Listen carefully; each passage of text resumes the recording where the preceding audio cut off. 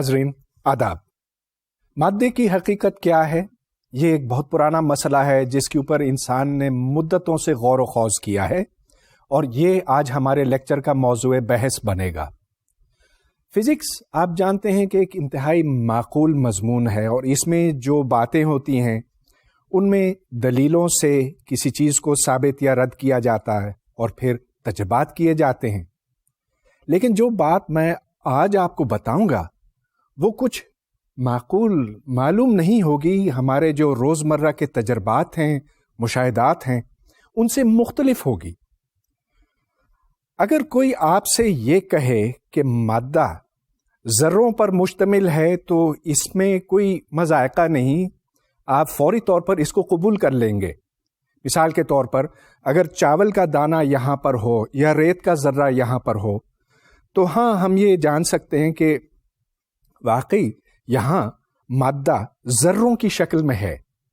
اور اگر کوئی آپ سے یہ کہے کہ مادہ ذرے نہیں، یہ لہروں پر مشتمل ہے، تو پھر آپ سمجھیں گے کہ یہاں تو کوئی انتہائی غیر معقول بات کہی جا رہی ہے. لیکن یہ اتنی بھی غیر معقول نہیں ہے، اور آج کا لیکچر اس مسئلے کے اوپر ہے کہ کیا مادہ لہریں ہیں یا ذرات. پچھلے لیکچر میں نے یہی سوال روشنی کے حوالے سے کیا تھا، یعنی کہ روشنی لہریں ہیں یا یہ ذروں پر مشتمل ہے، اور میں نے آپ کو دو مختلف تجربات دکھائے تھے جو یہ ثابت کرتے ہیں کہ روشنی دراصل ذروں پر مشتمل ہے، اور ان ذروں کو ہم فوٹونز کہتے ہیں. Photons are packets of energy. تو سب سے پہلے میں نے آپ کو فوٹو الیکٹرک ایفیکٹ کے بارے میں بتایا تھا. مختصراً یہ کہ روشنی آ کر کسی دھات کے ٹکڑے سے ٹکراتی ہے. دھات میں کیونکہ الیکٹرانز ہوتے ہیں، اور جب یہ فوٹونز آ کر اس کے ساتھ ٹکراتے ہیں تو یہ اس میں سے باہر نکل آتے ہیں.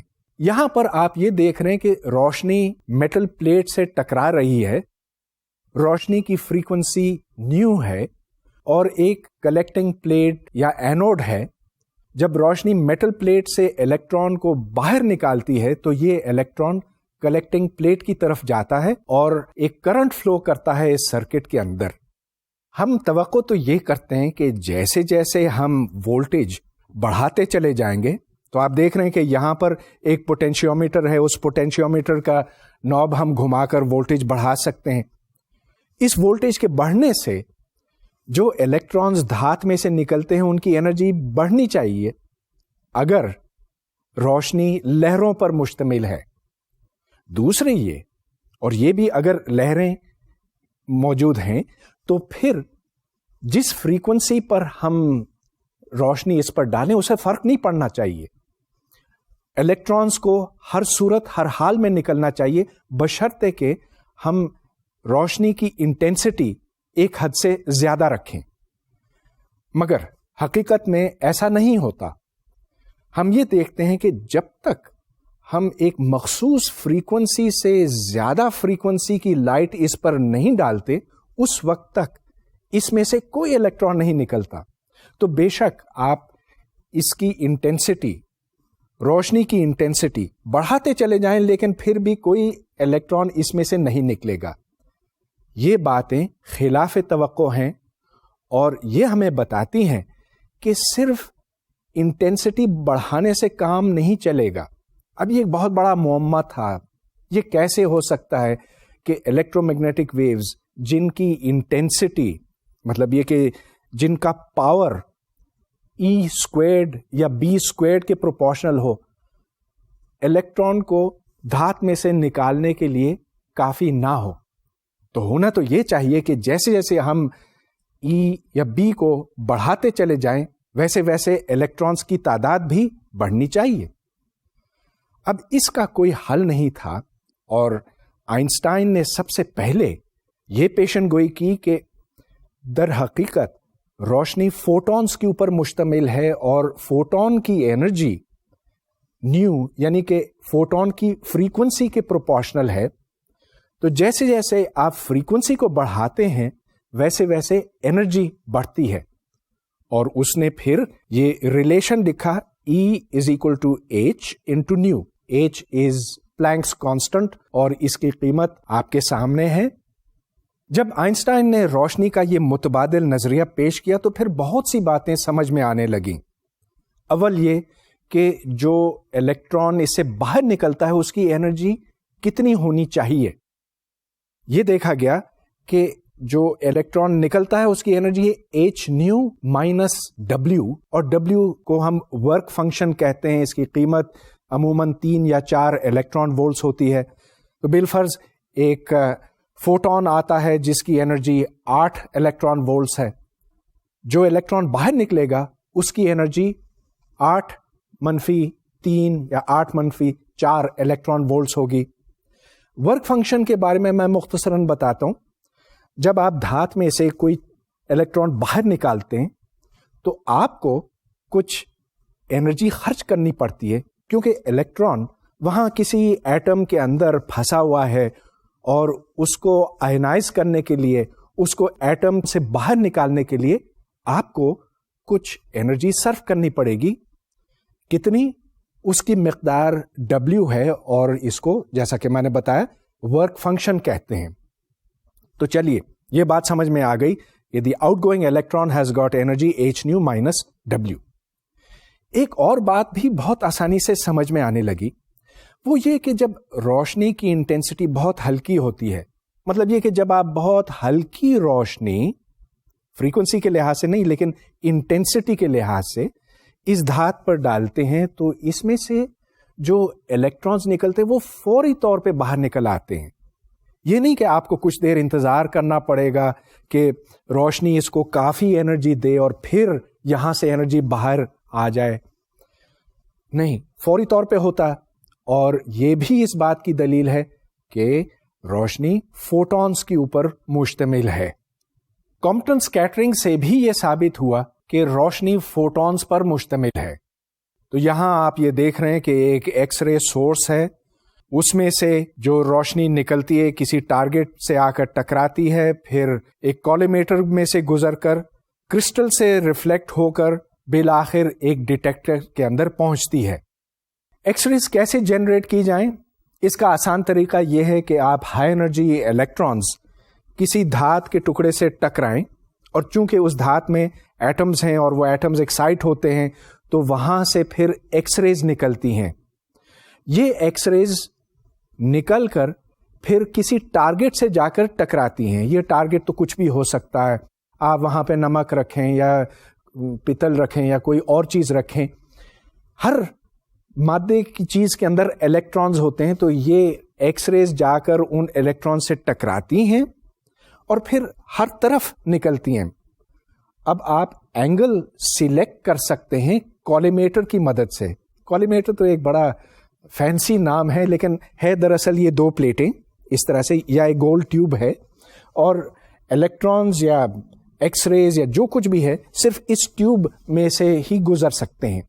چنانچہ اس کولیمیٹر سے آپ نے اینگل سلیکٹ کیا ہے. ایکس ریز جب اس کرسٹل کے اوپر پڑتی ہیں تو وہاں سے پھر یہ ریفلیکٹ ہو کر ڈیٹیکٹر میں پہنچتی ہیں، وہ ڈیٹیکٹر جو ایکس ریز ڈیٹیکٹ کر سکتا ہے. کرسٹل کا کام ہے کہ مختلف ویو لینتھس چوز کرے، تو اس کا اینگل تبدیل کر کے ہم یہ جان سکتے ہیں کہ جو ایکس ریز اس کے اوپر آ رہی ہیں ان کا لیمڈا یعنی کہ ان کی ویو لینتھ کتنی ہے. اب ہم اس اسکیٹرنگ کا تجزیہ 2 مختلف پکچرز یا 2 مختلف نظریات کی مدد سے کریں گے. سب سے پہلے وہ نظریہ جو میکسویل کا تھا اور جو آئنسٹائن اور کمپٹن سے قبل کا تھا. تو اس میں یہ ہے کہ جو لہر آ رہی ہے وہ ایک الیکٹران کو ارتعاش دیتی ہے. وہ الیکٹران جب ارتعاش کرتا ہے، وائبریٹ کرتا ہے، تو ایکسلریٹ کرتا ہے. اور آپ جانتے ہیں کہ جب بھی کوئی چارج ایکسلریٹ کرتا ہے تو اس میں سے ریڈیشن نکلتی ہے. ریڈیشن کتنی نکلتی ہے یہ ڈیپینڈ کرتا ہے کہ اس کی ایکسلریشن کتنی ہے. جو پاور نکلتا ہے that is 2/3 E² charge of the electron squared into A², where A is the acceleration of the electron. اچھا، اب اس الیکٹران نے جب یوں ایکسلریٹ کیا، وائبریٹ کیا، تو کس فریکوینسی سے آسیلیٹ کرے گا؟ ظاہر ہے کہ اسی فریکوینسی پہ آسیلیٹ کرے گا جس پہ اس ویو نے اس کو ہلایا. لہذا اس سے جو ریڈیشن نکلے گی وہ اسی فریکوینسی کی ہوگی. نتیجہ یہ کہ آنے والی ویو لینتھ اور جانے والی ویو لینتھ برابر ہونی چاہیے، ان میں کوئی فرق نہیں ہو سکتا، کوئی شفٹ نہیں ہو سکتا. لیکن آئنسٹائن اور کامپٹن نے جو توجیہ پیش کی وہ اس سے بہت مختلف ہے، اس واسطے کہ روشنی کا نظریہ بھی اس میں بالکل مختلف ہے. اس میں یہ کہ روشنی دراصل فوٹونز کے اوپر مشتمل ہے. فوٹون ایک پارٹیکل ہے، وہ پارٹیکل آ کے اس الیکٹران کے ساتھ ٹکراتا ہے، اور جیسے دو پارٹیکلز کے ٹکراؤ کے دوران ہوتا ہے، دو چیزیں کنسرو رہتی ہیں. مطلب یہ کہ جتنی قیمتیں ان کی ٹکرانے سے پہلے ہوتی ہیں اتنی ہی بعد میں ہوتی ہیں، اور یہ دو چیزیں ہیں انرجی اینڈ مومنٹم. لہذا جتنی انرجی فوٹون پلس الیکٹران کی شروع میں تھی اتنی ہی بعد میں رہے گی، اور جتنا مومنٹم پہلے تھا اتنا بعد میں رہے گا. اب آپ یہ دیکھ رہے ہیں کہ یہاں پر کنزرویشن آف انرجی کے مطابق energy of the photon is h nu plus rest energy of the electron جو ایم سی اسکوائرڈ ہے. Final energy of the photon is h nu prime, اور final energy of the electron is c squared p squared plus m squared c to the power 4 square root of.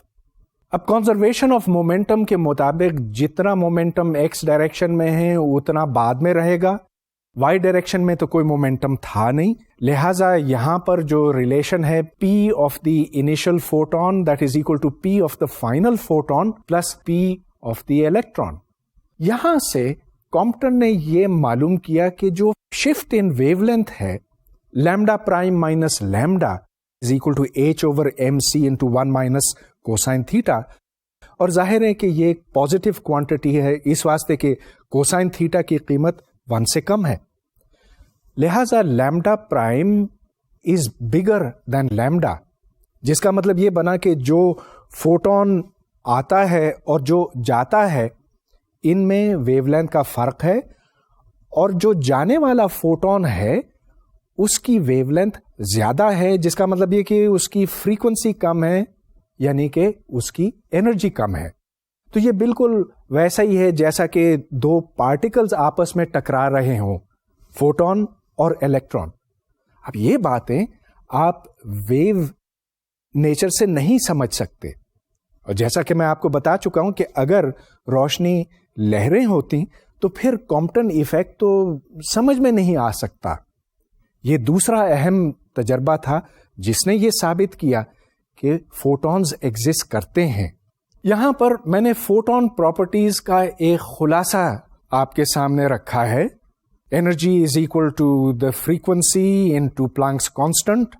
اس کے بعد جو دوسرا formula آپ دیکھ رہے ہیں that is the relativistic formula relating energy and momentum.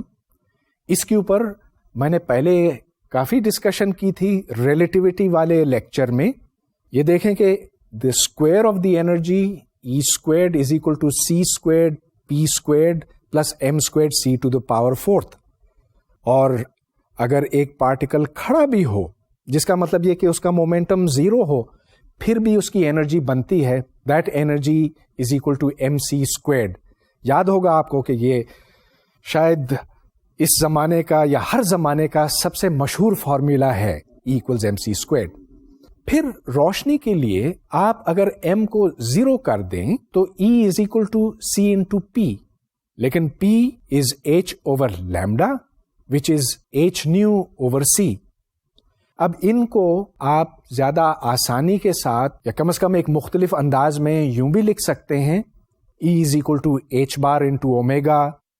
اب h بار ایک بڑی یوزفل کوانٹٹی ہے، حالانکہ یہ صرف h ڈیوائڈیڈ بائی 2 پائی ہے، اس سے زیادہ کوئی چیز نہیں ہے، مگر یہ کیونکہ بار بار آتا ہے تو یہ یاد رکھیے گا کہ h bar is equal to h divided by 2 pi. So E is equal to h bar into omega where omega is 2 pi into nu. یہ ساری باتیں ثابت کرتی ہیں کہ ہاں حقیقت میں روشنی فوٹونز کے اوپر مشتمل ہے. یہ دو اہم تجربات میں نے آپ کو بتائے تھے ایک فوٹو الیکٹرک ایفیکٹ، دوسرا کمپٹن ایفیکٹ. لیکن دوسری طرف اگر روشنی پارٹیکلز پر مشتمل ہوتی تو ہم کبھی انٹرفیئرنس اور ڈفریکشن کے فینومینا سمجھ ہی نہیں سکتے.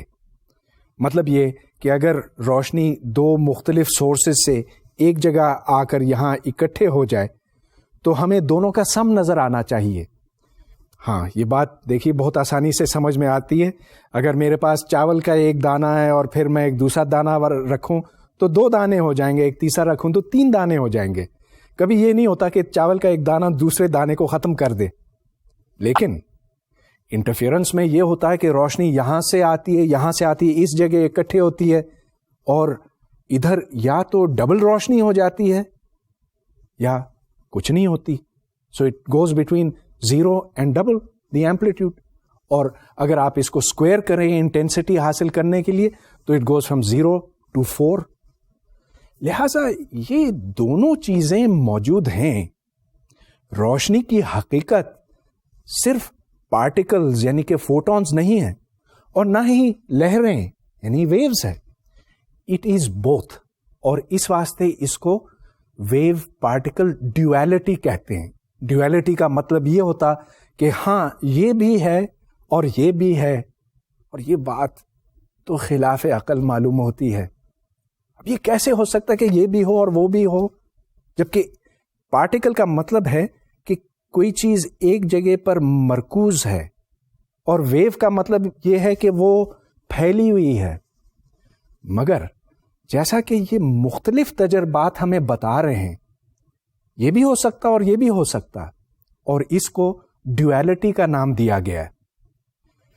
اب کیا مادہ بھی اس ڈیویلٹی کا شکار ہے؟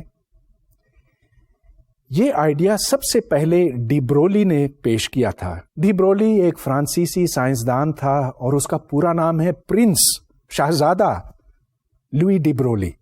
اور یہ غالباً اس نے 1920s میں خیال پیش کیا تھا کہ مادہ روشنی کی طرح یہ بھی ہو سکتا اور وہ بھی ہو سکتا.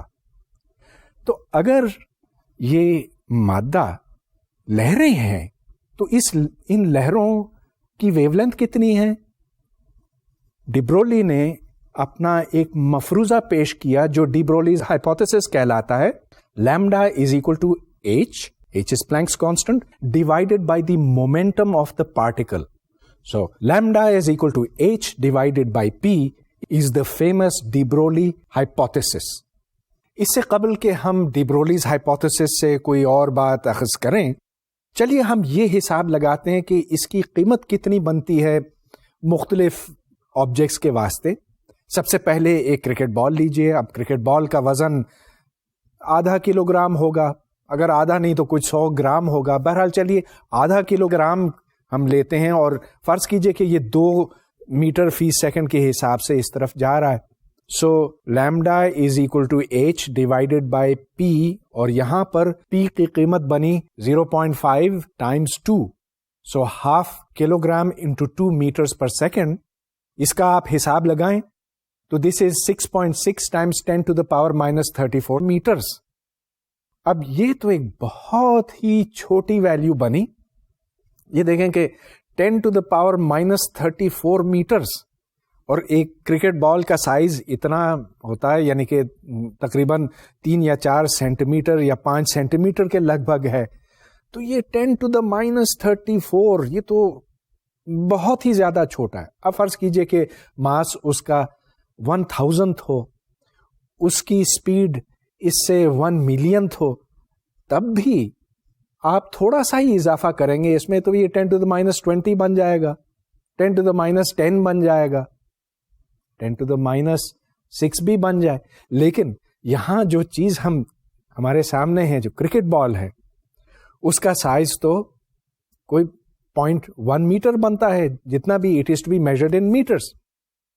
لہذا یہاں پر جو ڈی برولی ویو لینتھ بنتی ہے اس بال کی، وہ تو بہت زیادہ چھوٹا ہے بنسبت اس آبجیکٹ کے سائز کے.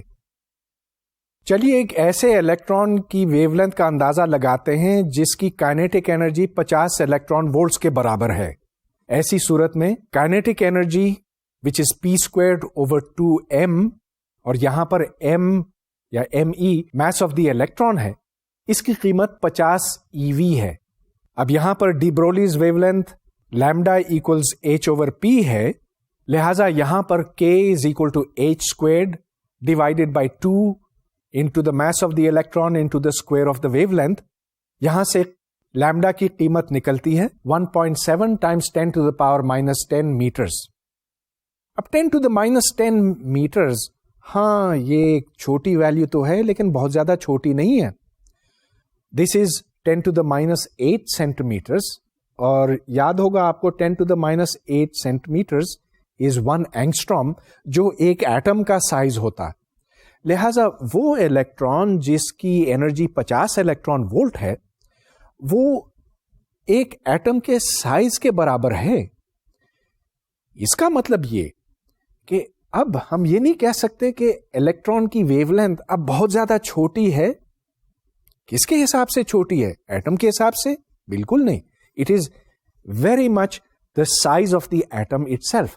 لہذا وہ الیکٹرانس جن کی ویو لینتھ 1 اینگسٹرام کے لگ بھگ ہے وہ پھر اب مختلف قسم کے فینومینا دکھائیں گے, اور یہاں پر wave nature of the electron کی ایک نمایاں شکل سامنے آئے گی. اب جیسا کہ میں تھوڑی دیر پہلے آپ کو بتا چکا ہوں, یہ دیکھیں کہ اگر 2 چاول کے دانے ہوں تو وہ ایک دوسرے کو ختم نہیں کرتے, لیکن ویوز ایک دوسرے کو ختم کر سکتی ہیں یا ایک دوسرے کو بڑھا سکتی ہیں. Matter waves will also interfere with each other. اب اس کی میں آپ کو 2 مختلف صورتیں دکھاتا ہوں, 2 مختلف تجربات ہیں. سب سے پہلے یہ دیکھیں کہ انٹرفیئرنس کس طرح سے ممکن ہے. اس تجربے پہ غور کریں جو الیکٹران ڈفریکشن ایکسپیریمنٹ کہلاتا ہے اور جو سن 1927 میں کیا گیا تھا. یہاں پر الیکٹرانز ایک کرسٹل کے اوپر آ کر لگتے ہیں اور پھر وہاں سے ریفلیکٹ ہو کر واپس جاتے ہیں.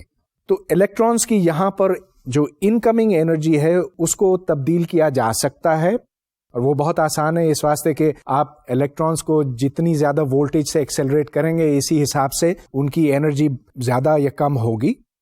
الیکٹرانز اس کرسٹل سے آ کر ٹکراتے ہیں اور ٹکرا کر ریفلیکٹ ہوتے ہیں. ہم یہ جاننا چاہتے ہیں کہ یہ کس انٹینسٹی کے ساتھ ریفلیکٹ ہوتے ہیں.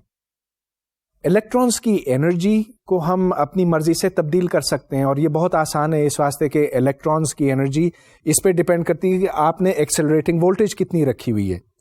چنانچہ ہم اپنی مرضی سے الیکٹرانز کی انکمنگ انرجی کو تبدیل کر سکتے ہیں.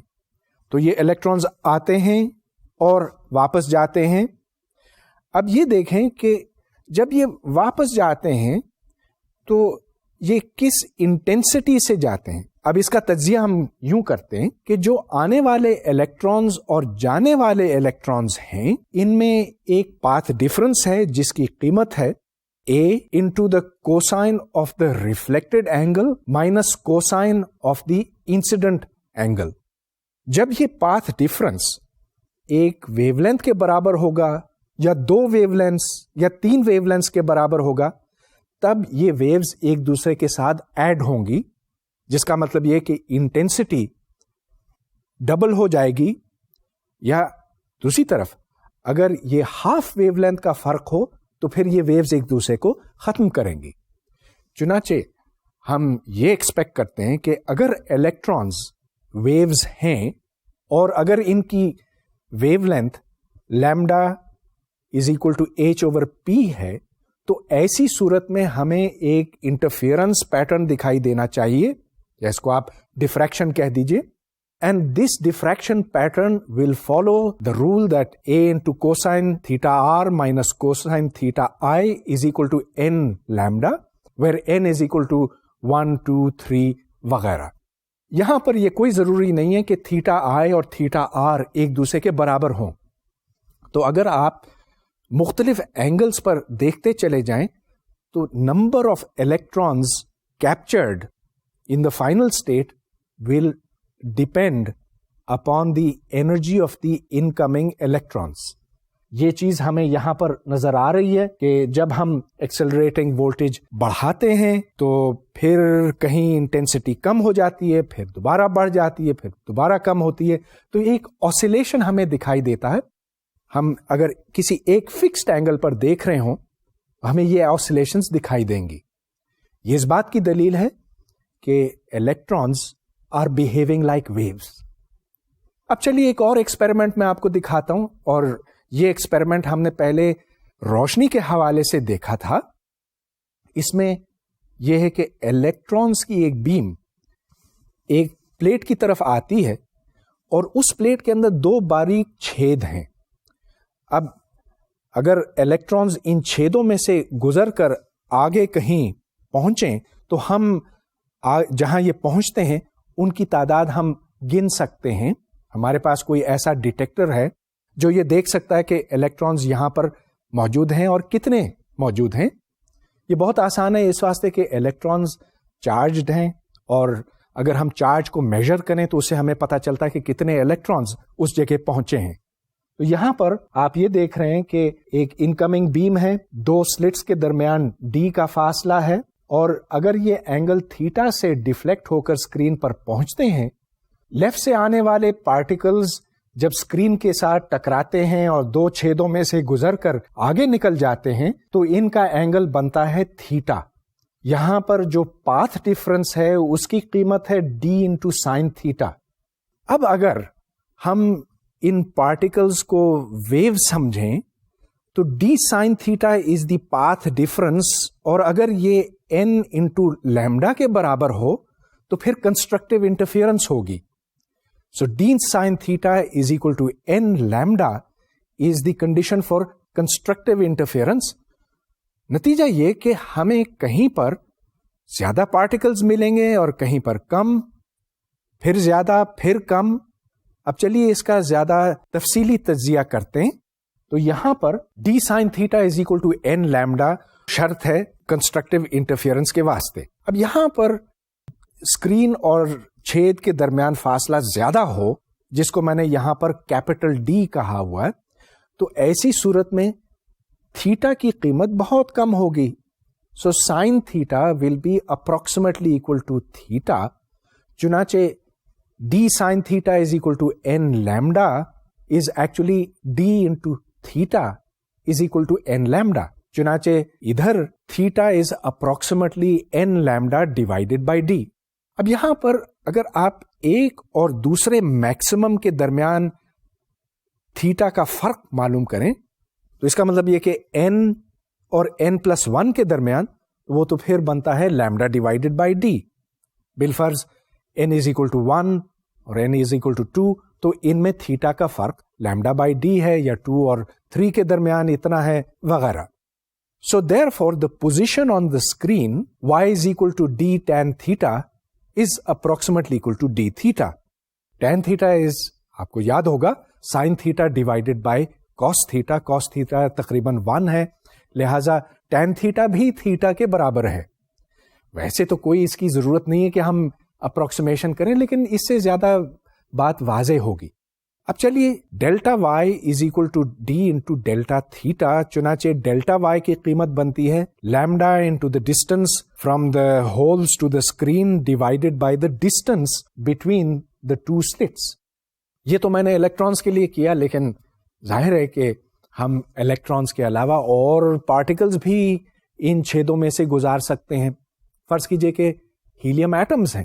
اب ہیلیم ایٹم تو الیکٹران سے بہت بڑا ہوتا ہے، لیکن ہیلیم ایٹم بھی ویو کی طرح بیہیو کر سکتا ہے، اور ڈی برولی ریلیشن کے تحت lambda is equal to h divided by p. اب یاد رہے کہ p is equal to mass into velocity. Helium atom کا ماس جو ہے وہ الیکٹران سے بہت زیادہ ہے. اگر یہ ہیلیم 4 ہے تو یہ 4000 گنا زیادہ بھاری ہوگا الیکٹران کے مقابلے میں. لیکن جو کچھ بھی ہے lambda is equal to h divided by p. اور اگر ہم ہیلیم ایٹمز ان چھیدوں میں سے گزاریں تو وہ ہیلیم ایٹمز کی بھی انٹرفیئرنس پیٹرن وہاں بنے گی. اب چلیے اس کا تجزیہ کرتے ہیں.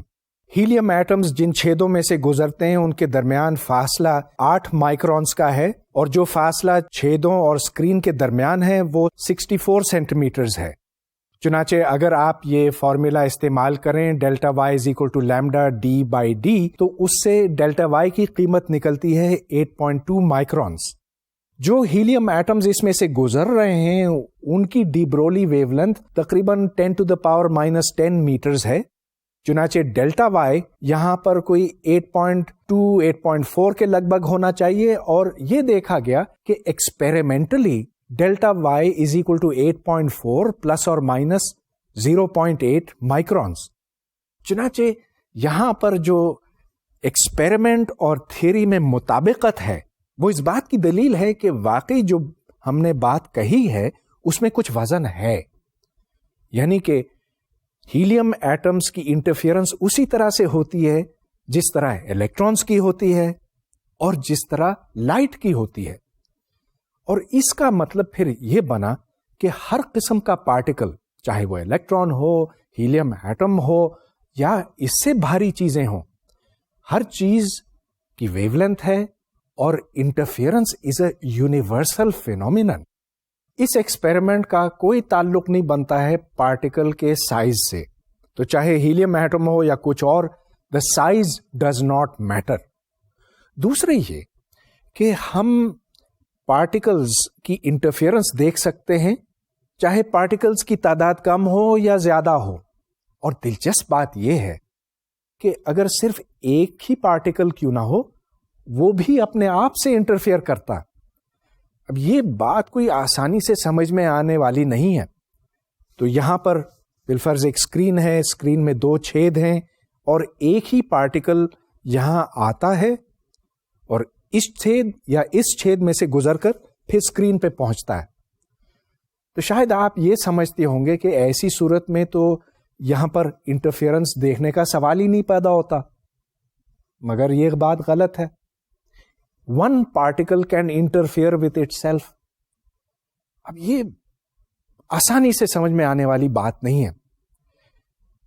پارٹیکل ظاہر ہے کہ 2 میں تو ٹوٹ نہیں سکتا، ایک پارٹیکل ہے، مگر وہ اس چھید میں سے بھی گزر سکتا ہے، اس چھید میں سے بھی گزر سکتا۔ اگر آپ ایک چھید کو بند کر دیں تو یہاں پر انٹرفیئرنس پیٹرن غائب ہو جاتا ہے، یا اگر آپ یہ کسی طرح سے بھی جاننے کی کوشش کریں کہ پارٹیکل پہلے چھید یا دوسرے چھید میں سے گزرا تو بھی انٹرفیئرنس پیٹرن غائب ہو جاتا ہے۔ یہ بڑی عجیب سی بات ہے کہ جیسے ہی آپ اس پارٹیکل کے اوپر نظر رکھتے ہیں تو اس کی بیہیویئر جو ہے بدل جاتی ہے۔ آج کل بہت سے ایکسپیریمنٹس اس طرح کے ہو رہے ہیں جس میں صرف ایک پارٹیکل، ایک فوٹون ہو یا ایک الیکٹران ہو یا ایک ہیلیم ایٹم ہو، وہ اپنے آپ سے انٹرفیئر کرے۔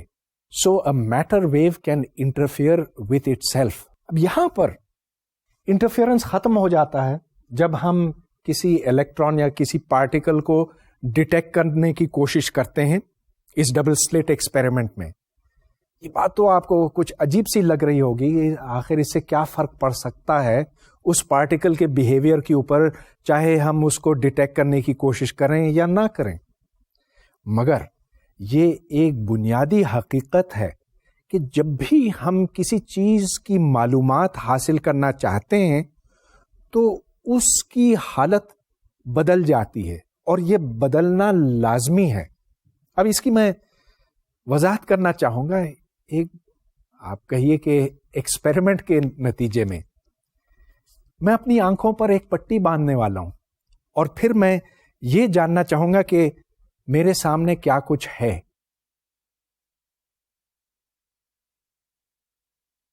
تو مجھے معلوم کرنا ہے کہ میرے آگے یہ 2 گیندیں کہاں ہیں۔ اب چلیے میں یوں گھوم کر اب میں دوبارہ ادھر آتا ہوں، اور میں بھول گیا ہوں یہ کہاں پر ہیں، مجھے اب چھو کر ہی معلوم کرنا ہوگا۔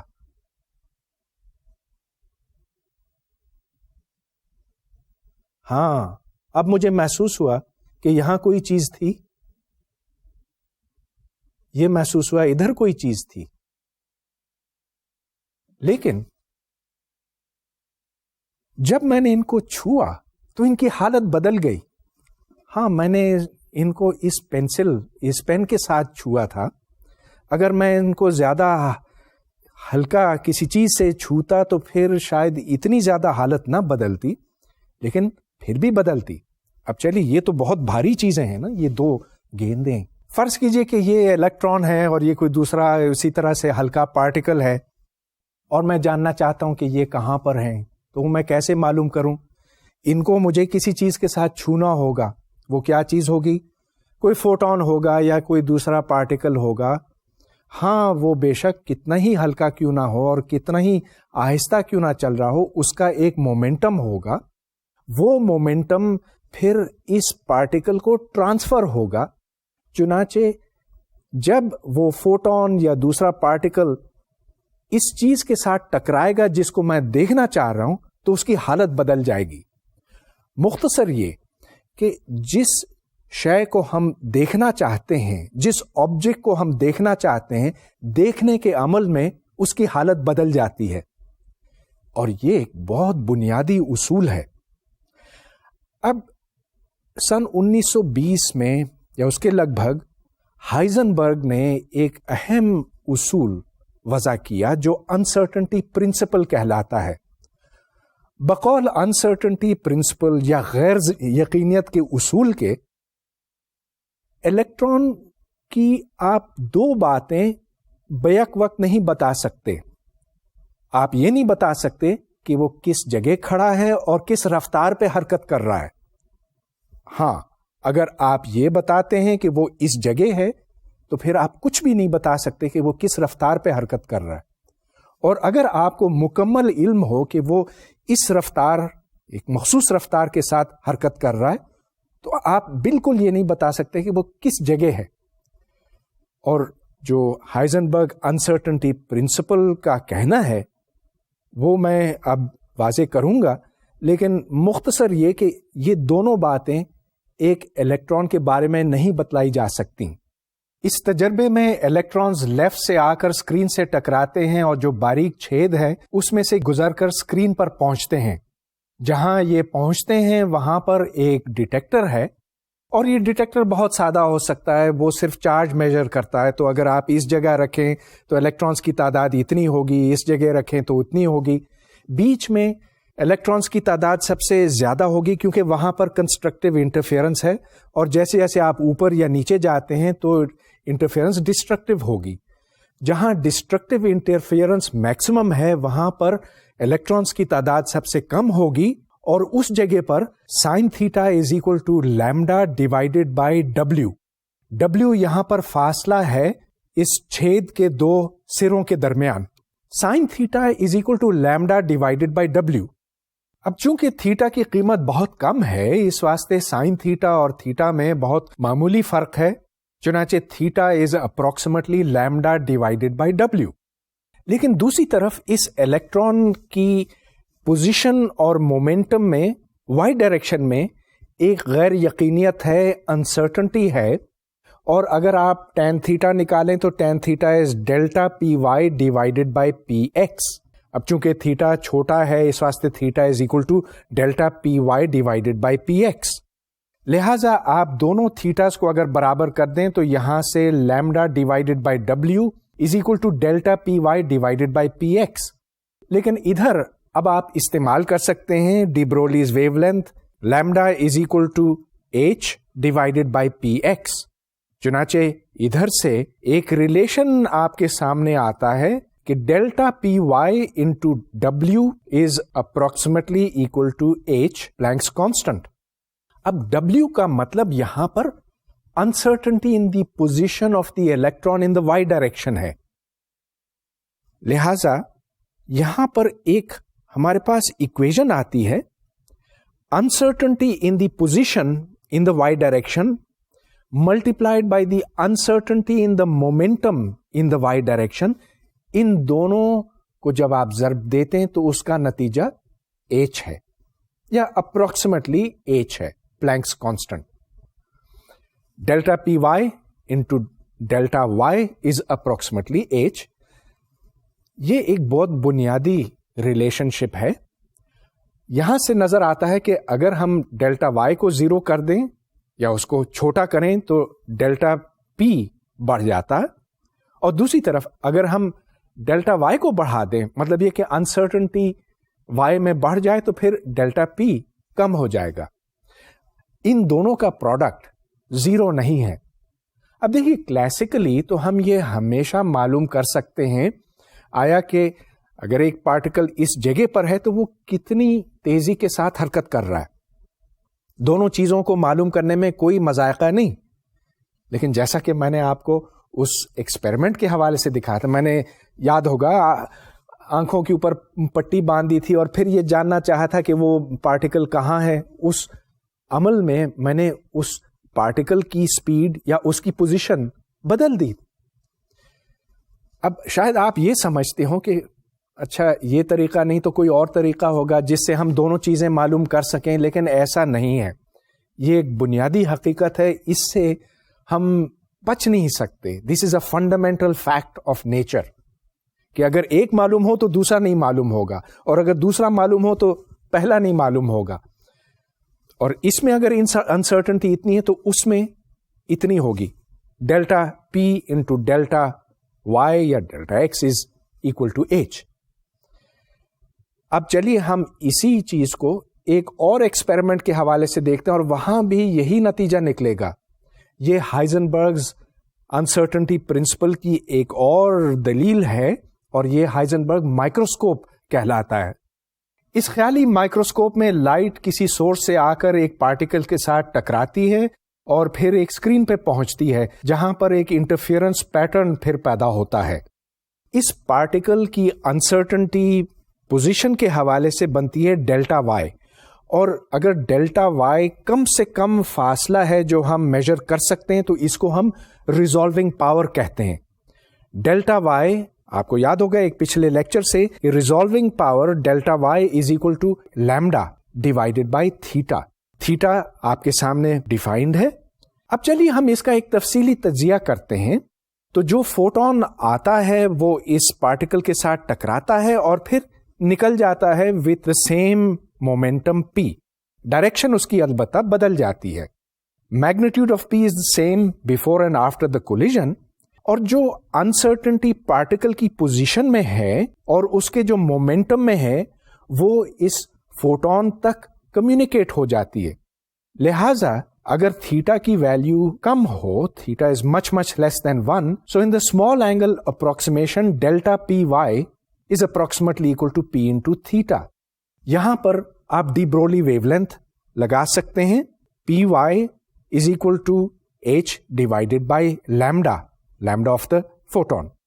چنانچہ delta p y is approximately h theta divided by lambda.